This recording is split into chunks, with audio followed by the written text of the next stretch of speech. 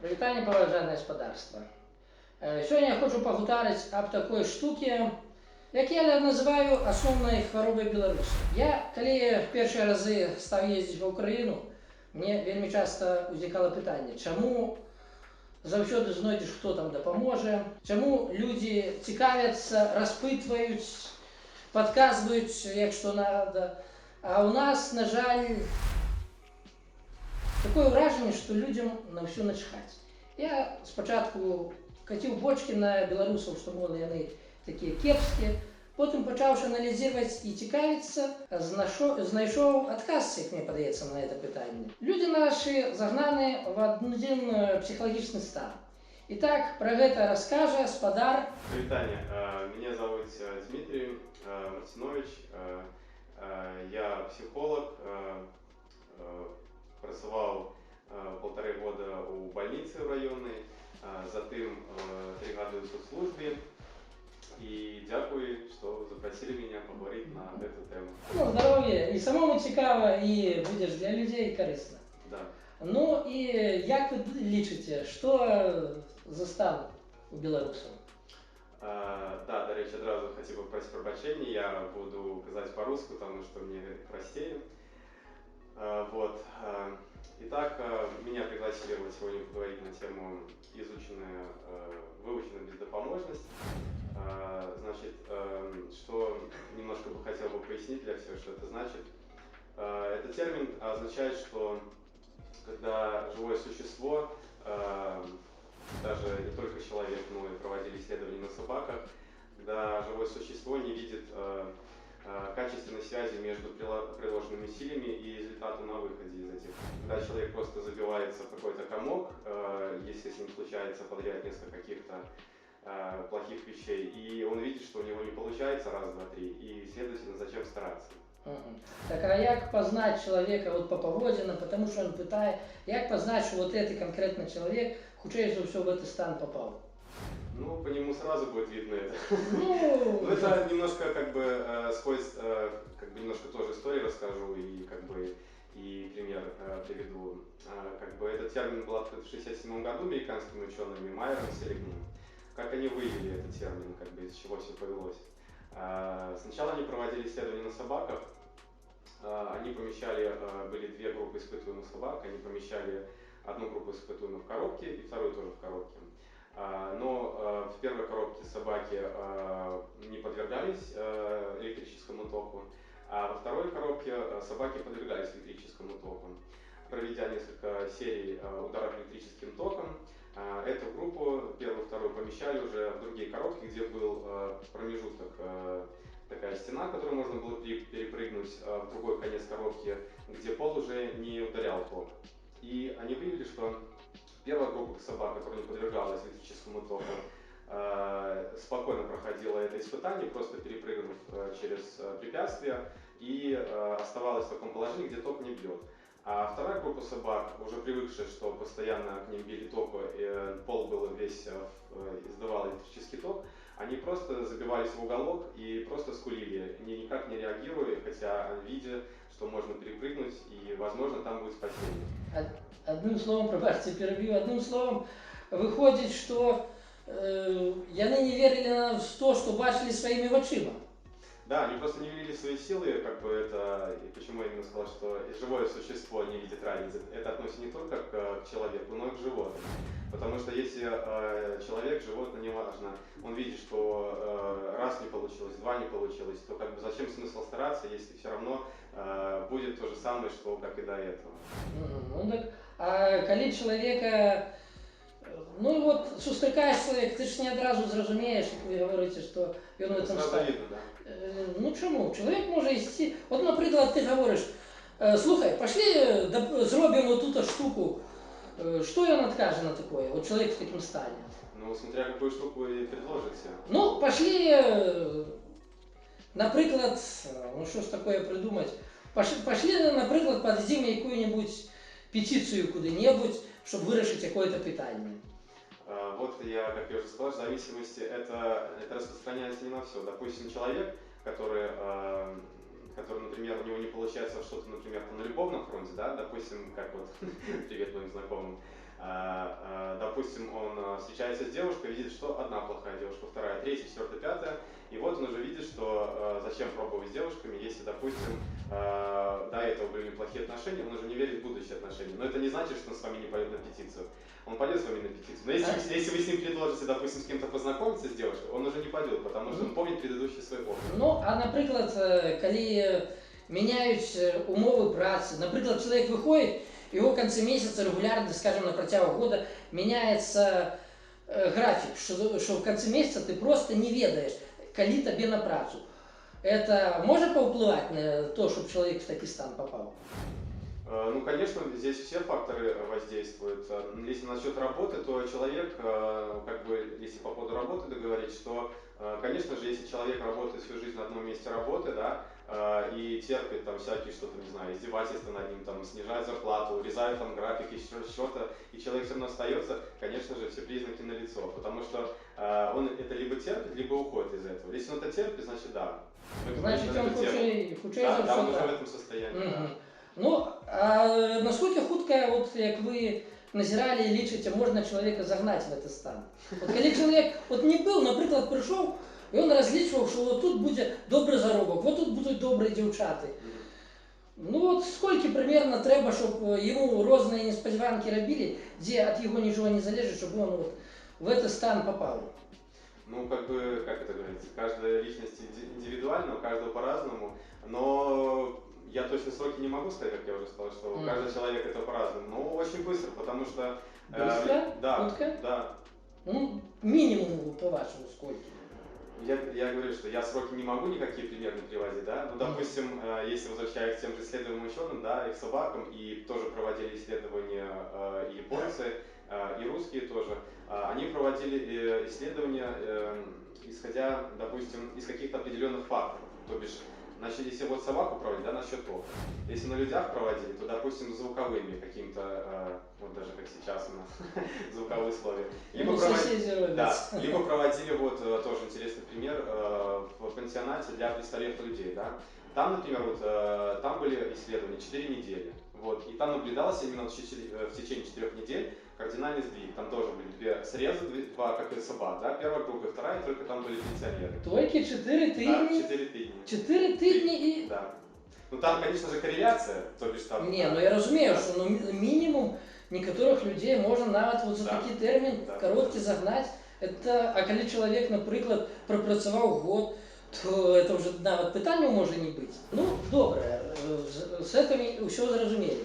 Ну а цікаво, от такий чоловік, він же подається керівництву, наприклад, країни, керівництву підприємства, вельми удобний в такому стані. Він ні з чим не сперечається, ніяких своїх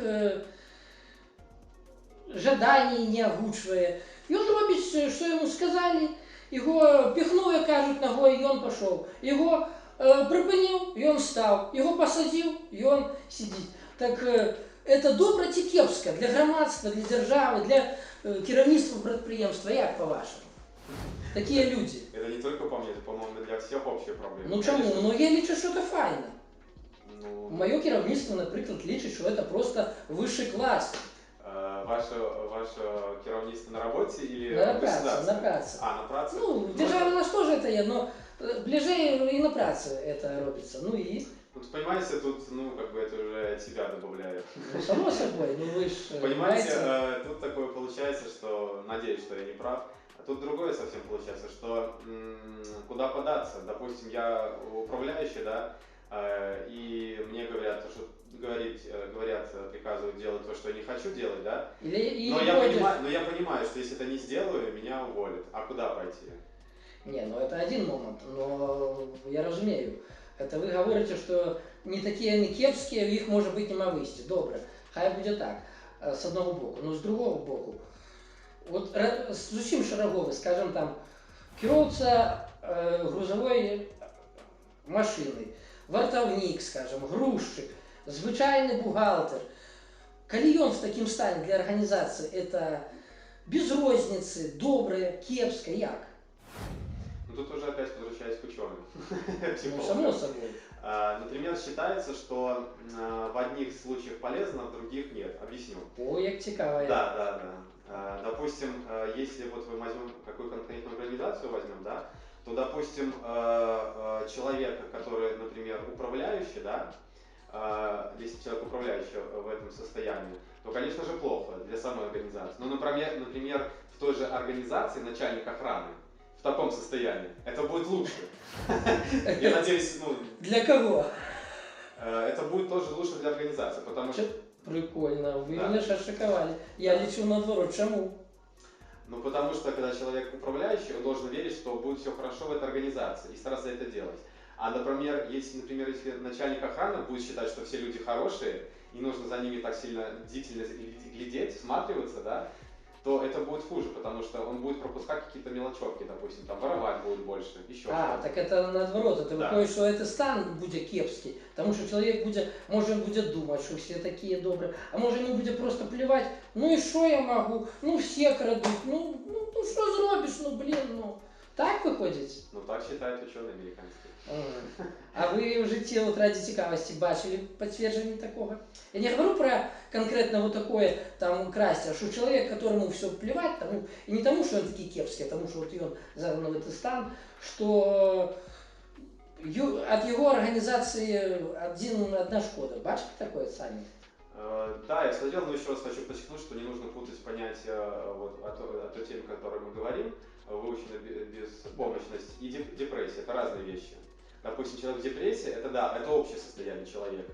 А выученная беспомощность, мы с вами говорили, что если человека, например, не получалось с девчонками, да, и вы его пригласите, допустим, какой-то там, не знаю, вы говорите, там какую-то петицию написать, он с вами пойдет.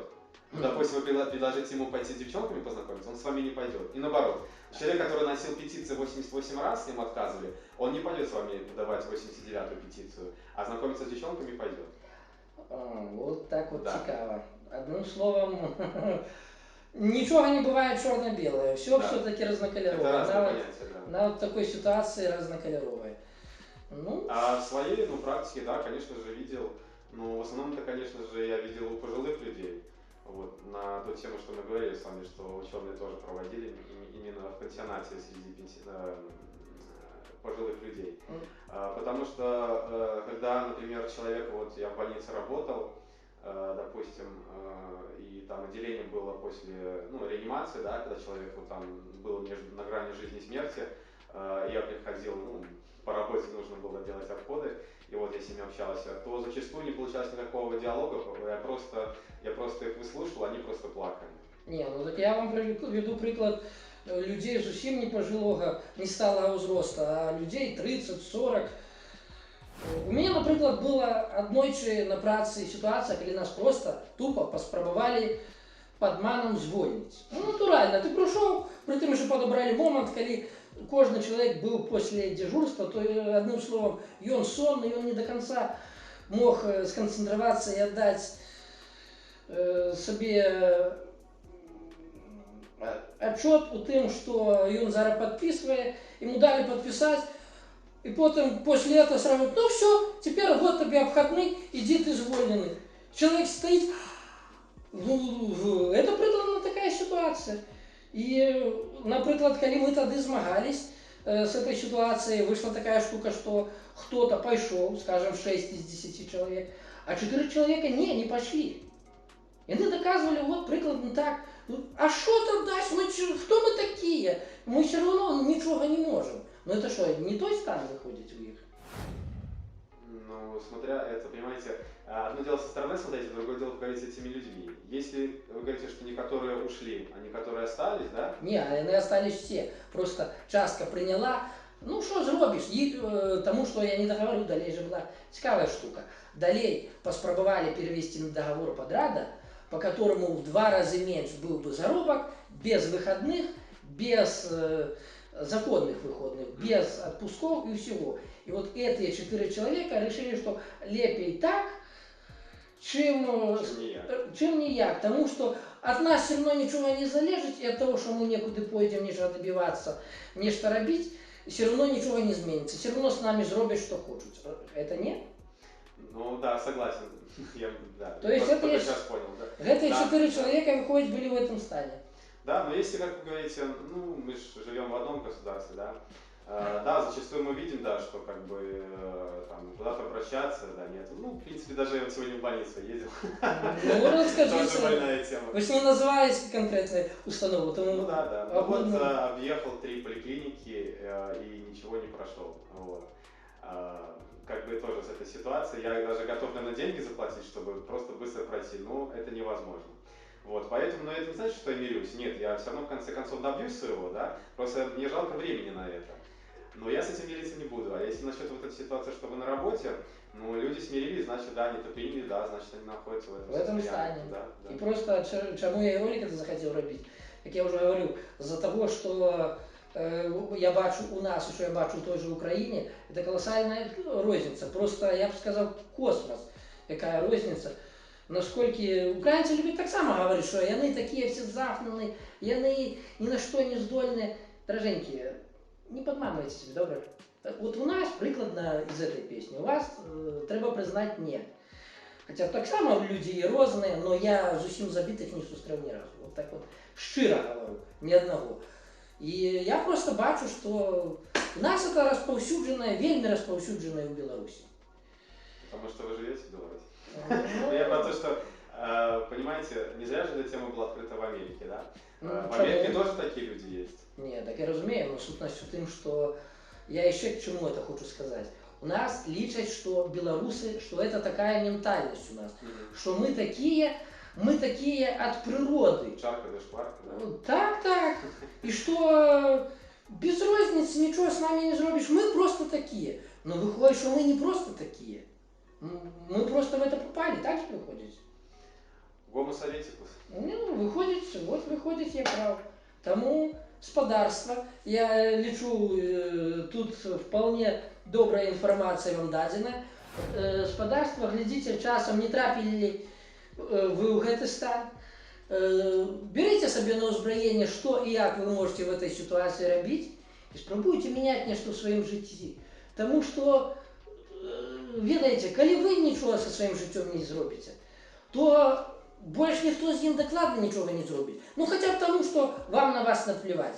Неколи в такой спецлечебнице в Солигорске человек, который навод в советской ситуации, и он смог, хотя его спочатку лечили шарлатаном, смог доказать, пробить то, чтобы эту лечебницу зробили, он сам был астматик. Збирав на лекции и читал тих, кто там лечился. И он, вот я был там 4 раза, и он кожный раз говорил так. У докторов, а само собой, у директоров, у чиновников, спіс можна без конца протягивать. У тих людей, вас таких, як мінімум десятки, а може і тисячі. І для вас, для їх ви звичайний вінтик. Но ви у себе один. І тому треба, як у десантників девіз, хто коли не я, хто коли не я змінить своє життя, хто коли не я зробить так, щоб стало лепее вокруг вас. Берите на узброение, задумайтесь, меняйте что-то в своем житті господарства. И до побачення. С вами был я, Змитер. Я Змитер. Вышло так, что навод 2 тезки. До побачення, дороженькі. Все.